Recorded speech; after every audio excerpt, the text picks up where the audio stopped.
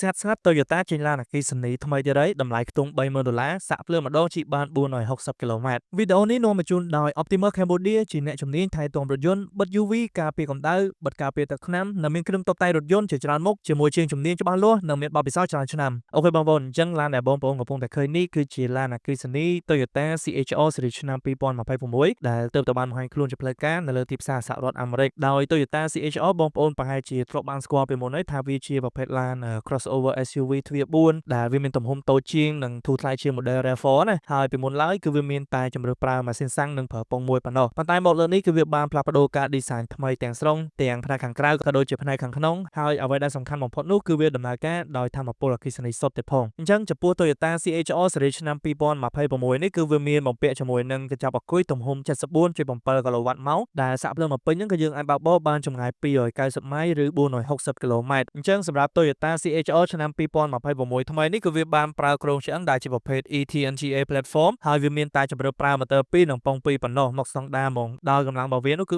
338សេសដែលវាអាចរត់ស្ទុះពីកុងតា0ដល់100គីឡូម៉ែត្រក្នុង1ម៉ោងហ្នឹងគឺប្រើពេលត្រឹមតែ5វិនាទីប៉ុណ្ណោះចំណុចដែលពិសេសមួយទៀតនោះគឺ Toyota CHR ថ្មីនេះគឺវាគាំទ្រជាមួយនឹងការសាកភ្លើងដែលជាប្រភេទ NACS ឬក៏យើងហៅថា North American Charging System ដែលអនុញ្ញាតឲ្យវានឹងអាចប្រើស្ថានីយ៍សាកភ្លើង Tesla Supercharger Network បានហើយវាក៏មានបំពាក់ជាមួយនឹងមុខងារ Battery Preconditioning Function ថ្មីដែលជួយឲ្យការសាកភ្លើងរបស់វានឹងគឺកាន់តែមានប្រសិទ្ធភាពទៅទៀតដោយវាអាចសាកភ្លើងលឿនពី10ទៅ 80% ហ្នឹងគឺចាយពេលត្រឹមតែ30នាទីប៉ុណ្ណោះអូខេអញ្ចឹងបើយើងនិយាយពីការ design ទៅលើរូបរាងរបស់ Toyota CHR ឆ្នាំ2026នេះវិញគឺការ design វាយើងមើលទៅគឺបែបទាន់សម័យនិងកាន់តែទាក់ទាញណាហើយយើងមើលទៅវាស្រដៀងជាមួយនឹងឡាន SUV អគ្គិសនីរបស់ Toyota ផ្សេងទៀតដែរដូចជា model BC ដែលទើបតែចេញថ្មីជាដើមអញ្ចឹងនៅផ្នែកខាងមុខរបស់វាគឺគេបានបំពាក់ជាមួយនឹងពូ Daytime Running Light ដែល design ជារៀងតកៀបក្តាមណាដែលវាមើលទៅស្រដៀងជាមួយនឹងឡាន Toyota Camry ក៏ដូចជា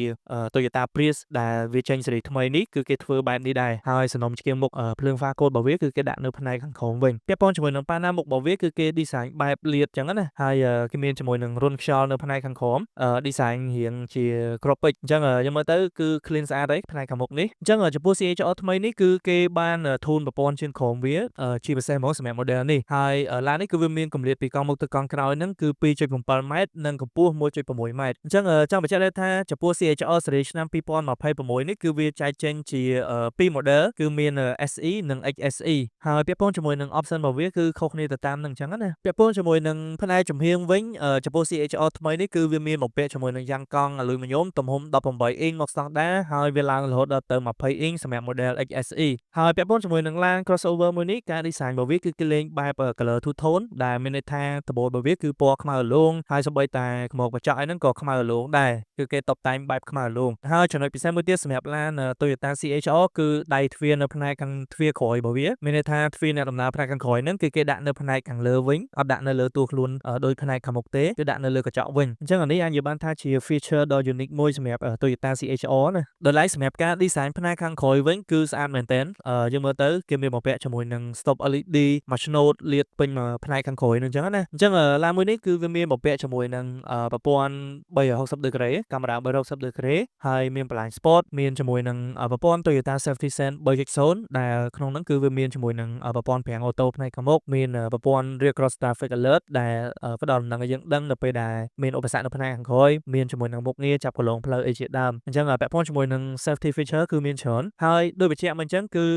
វាមាន2 model មាន SE និង XSE ហើយ option របស់ SE ហ្នឹងបើយើងនិយាយទៅមានជាមួយនឹងគ្រប់ក្រោយអូតូមានផ្លិតទឹកអូតូហើយកៅអីវាគឺជាប្រភេទ